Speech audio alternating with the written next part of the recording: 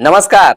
मैं हूं सुनील बॉबी और आप इस समय देखना शुरू कर चुके हैं अपना खास कार्यक्रम एजुकेशन एंड जॉब बुलेटिन यानी बिहार शिक्षा समाचार। आज है 12 फरवरी 2025। तो आइए जानते हैं आज की शिक्षा जगत की प्रमुख बड़ी खबरों को। सबसे पहले बता देते हैं कि बिहार के शिक्षकों के ट्रांसफर को लेकर अब विभाग बिल्कुल सख्त मूड में हो गई है। आपको बता दें कि विभाग के द्वारा गाइडलाइन एक बार फिर से जारी किया गया है। कहा गया है कि क्या नियम क्या कानून है। नियम और कानून में हमेशा बदलाव किए जा रहे हैं। ट्रांसफर तो हम करेंगे लेकिन तिथि नहीं बताएंगे, यह नियम पर चल रहा है शिक्षा विभाग। कब होगा कहां नहीं जा सकता है, लेकिन अब प्रक्रिया तेज रफ्तार से शुरू होने जा रही है। माना जा रहा है कि 31 मार्च तक सभी का ट्रांसफर पोस्टिंग कर दिया जाएगा। इसको लेकर एमएलसी बंशीधर बरजवासी ने भी आवाज बुलंद की है और उन्होंने साफ शब्दों पर एक बार फिर से एसीएस को खुली चुनौती दी है। कहा है कि अगर आपसे यह ट्रांसफर नहीं होता है तो हमें जिम्मेवारी दीजिए, हम आपको ट्रांसफर करके दिखा देंगे। यह तो चैलेंज वाली बात हो गई है और अब सरकार भी घेरने लगी है। तो माना जा रहा है कि बहुत जल्द ही ट्रांसफर को लेकर सब कुछ साफ हो जाएगा। खबर चलाते चलाते हम लोगों का भी बिल्कुल मन अजब गजब हो गया है। सुनते ट्रांसफर शब्द सुनते सुनते कान पक गई है और बोलते बोलते भी मन उब सी गई है, लेकिन शिक्षकों का ट्रांसफर नहीं हो पा रहा है। लेकिन एक बार फिर से यह देखना होगा कि क्या ये सिद्धार्थ मार्च में ट्रांसफर कर लेंगे या फिर कुछ और होता है। अगर मार्च तक ट्रांसफर नहीं हुआ तो फिर आपकी ट्रांसफर लटक भटक जाएगी। साफ शब्दों में सुन लीजिए। अब बता दें कि 11 लाख अंक पत्र मार्च तक ऑनलाइन होंगे। स्नातक को लेकर शैक्षणिक सत्र 2023-27 के 2 सेमेस्टर तक के हैं ये अंक पत्र। शिक्षा विभाग विश्वविद्यालय से निरंतर ले रहा है डिजी लॉकर की रिपोर्ट। आपको बता दें कि शैक्षिक सत्र 2023 से 27 के स्नातक विद्यार्थियों के मात्र 6 लाख अंक पत्रों को अब तक ऑनलाइन किया गया है।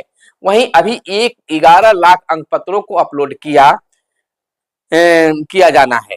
तो इसको लेकर लगातार विभाग सतर्क है और इसको लेकर शिक्षा विभाग के ने राज्य के विश्वविद्यालयों को 31 मार्च 2025 तक का टाइम निर्धारित किया है।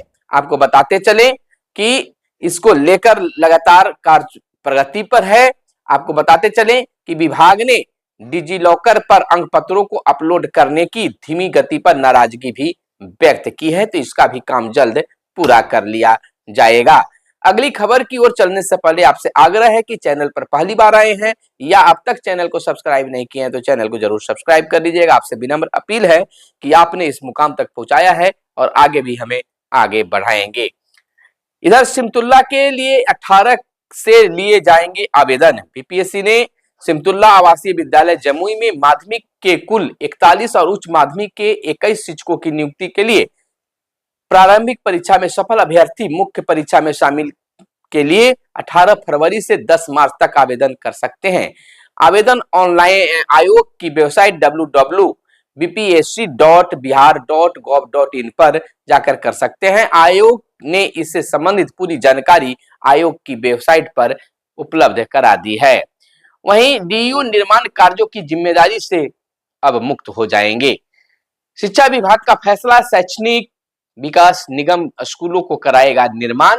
आपको बता दें कि 1 अप्रैल 2025 से लागू होगी यह नई व्यवस्था। समीक्षा बैठक में शिक्षा विभाग के अपर मुख्य सचिव डॉक्टर ए सिद्धार्थ ने दिया है खास निर्देश। तो एक बड़ा बदलाव हो रहा है। माना जा रहा है कि यह भ्रष्टाचार को रोकने के लिए किया जा रहा है। राज्य के विद्यालयों अथवा अन्य शैक्षणिक भवनों समेत किसी भी तरह के निर्माण कार्यों की जिम्मेदारी जो है जिला शिक्षा पदाधिकारी यानी डीईओ साहब से मुक्त होंगे। नई व्यवस्था में अब सभी तरह के निर्माण कार्य बिहार राज्य शैक्षणिक आधारभूत संरचना विकास निगम के माध्यम से ही कराए जाएंगे। विद्यालय शिक्षा समिति के जरिए होने वाले निर्माण का दायित्व भी बीएसआईडीसी को दिया जा रहा है। नए वित्तीय वर्ष की शुरुआत यानी 1 अप्रैल 2025 से नई व्यवस्था लागू कर दी जाएगी। इस संबंध में जिला शिक्षा पदाधिकारियों को अन्य के साथ आयोजित समीक्षा बैठक में शिक्षा विभाग के अपर मुख्य सचिव डॉक्टर ए सिद्धार्थ ने दिशा निर्देश जारी किया गया है। इस व्यवस्था को देखकर लगता है कि ए सिद्धार्थ ने के पाठक के आदेश को ही पलट दिया है, व्यवस्था को ही पलट दिया है। आपको बताते चले कि इसमें ही अगली खबर हमें इसमें बता दें कि और क्या कुछ निकलकर सामने आया है। आपको बता दें कि आउटसोर्सिंग कर्मियों को हटाने की भी तैयारी है, इन्हें मार्च में हटा दिया जाएगा। विभाग से मिली जानकारी के अनुसार जिला एवं प्रखंड स्तर पर आउटसोर्सिंग के जरिए कार्य कर रहे कर्मी 31 मार्च 2025 के बाद हटाए जा सकते हैं। विद्यालयों के निरीक्षण कार्य के लिए नियोजित किए गए कर्मियों को लेकर पदाधिकारियों की बैठक में इस पर चर्चा हुई। बैठक में कहा गया है कि 1 महीने का नोटिस देकर 31 मार्च के प्रभाव से इन्हें हटाया जाएगा। हालांकि इस संबंध में अभी आदेश जारी नहीं हुआ है। मालूम हो कि मध्याह्न भोजन योजना के अंतर्गत भी ऐसे कर्मियों को रखा गया है, जिसकी संख्या 582 है। ये कर्मी निदेशालय, जिला और प्रखंड स्तर पर कार्यरत बताए जाते हैं। ये इस पर भ्रष्टाचार पर अंकुश लगाने को लेकर यह कदम उठाया जा रहा है। तो कहीं न कहीं विभाग को इसको शिकायत मिली है कि इसमें लेन देन का भी कार्य चलाया जाता है। इधर प्रधानमंत्री मोदी छात्रों से किया बात। उन्होंने कहा परीक्षा नहीं, पढ़ाई पर ध्यान केंद्रित करें।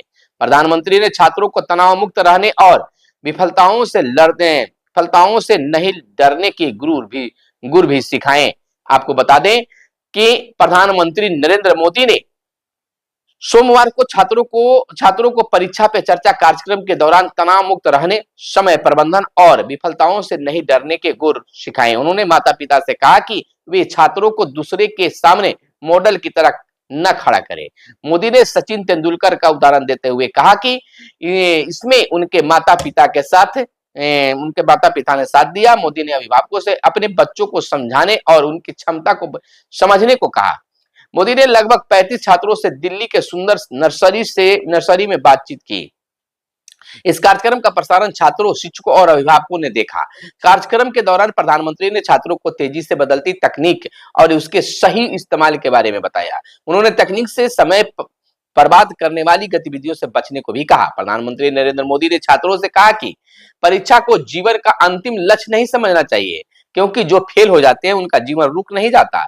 विफलताएं गुरु होती है जो जीवन में बहुत कुछ सिखाती है। अभिभावकों को सलाह दी कि बच्चों को अपनी अभिलाषा को तलाशने का मौका दें।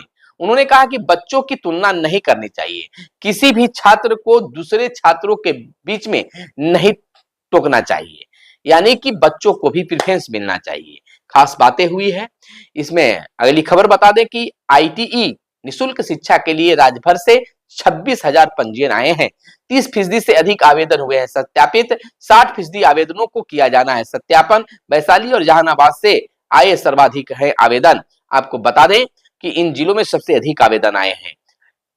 गया में 4,544, वैशाली में 1,817, जहानाबाद में 1,396, रोहतास में 1,312, पटना में 11।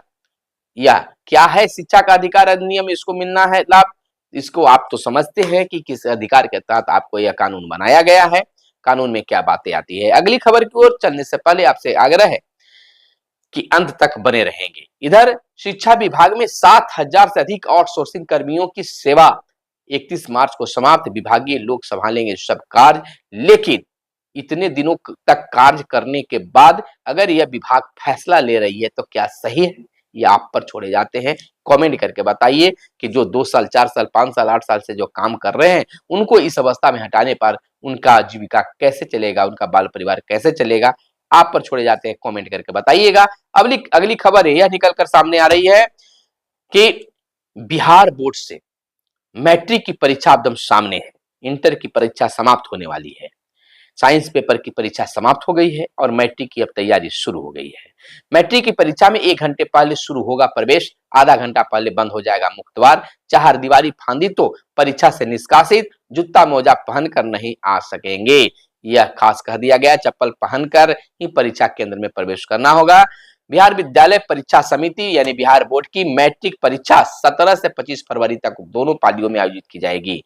मैट्रिक वार्षिक परीक्षा में 15,81,079 विद्यार्थी शामिल होंगे। मैट्रिक की परीक्षा 9:30 बजे पहली पाली में और दोपहर 2 बजे से दूसरी पाली होगी। परीक्षा में 1 घंटे पहले परीक्षा केंद्र पर प्रवेश दे दिया जाएगा। वहीं आधा घंटा पूर्व में उन्हें पहुंचना होगा। यानी कहने का मतलब कि परीक्षा केंद्र जो है वहीं आधा घंटा पूर्व परीक्षा केंद्र को बंद कर दिया जाएगा। मुख्य द्वार से किसी का प्रवेश नहीं होगा। परीक्षा में विलंब से पहुंचने के कारण केंद्र की चारदीवारी को फांदकर या अवैध तरीके से प्रवेश करने वाले विद्यार्थी 2 वर्ष तक परीक्षा से निष्कासित कर दिए जाएंगे। इसको लेकर बोर्ड सख्त मोड में है। तो अब छरदवाली फांग कर भी नहीं जा सकते हैं। इधर बीएड डिग्रीधारी शिक्षकों को 6 महीने का कोर्स करना होगा, निर्देश दिया गया है। हम आपको बताते चले कि बिहार के प्रारंभिक विद्यालयों वर्ग 1 से 5 तक के लिए में नियुक्त बीएड डिग्रीधारी शिक्षकों को 6 महीने का संवर्धन कोर्स करना होगा। यह प्रशिक्षण जल्द ही दिया जाएगा। इसके लिए प्राथमिक शिक्षा के निदेशक पंकज कुमार ने सभी डीईओ को पत्र लिखा है, जिसमें यह कहा गया है कि कोर्स करना अनिवार्य है। इसके लिए शिक्षा विभाग ने एक फॉर्मेट भी जारी कर दिया है। सभी जिलों में स्थित बीएड एवं डीएड डिग्रीधारी शिक्षक का नाम, पोस्टिंग, स्कूल का नाम, विज्ञापन संख्या एवं नियुक्ति चरण सहित अन्य जानकारी देना अनिवार्य होगा। अंततः प्राथमिक शिक्षा निदेशक ने निर्देश दिए कि 2 दिन के अंदर बीएड यानी special education, DElEd special education और बीएड के आधार पर नियुक्त शिक्षकों को का विवरण जो है उपलब्ध कराने की बात विभाग ने डीओ से की है। इधर चारदीवारी फांग परीक्षा केंद्र के भीतर आए तो आपको परीक्षा से वंचित कर दिया जाएगा। 2 साल तक आप परीक्षा नहीं दे सकते हैं। यह बिहार बोर्ड ने अपनी शक्ति दिखा दी है। तो यह थी आज की खास प्रमुख खबरें, जो आपके लिए काम की खबरें हो सकती है। मिलते हैं अगले वीडियो में, तब तक के लिए दीजिए इजाजत। जय हिंद, जय भारत, वंदे मातरम।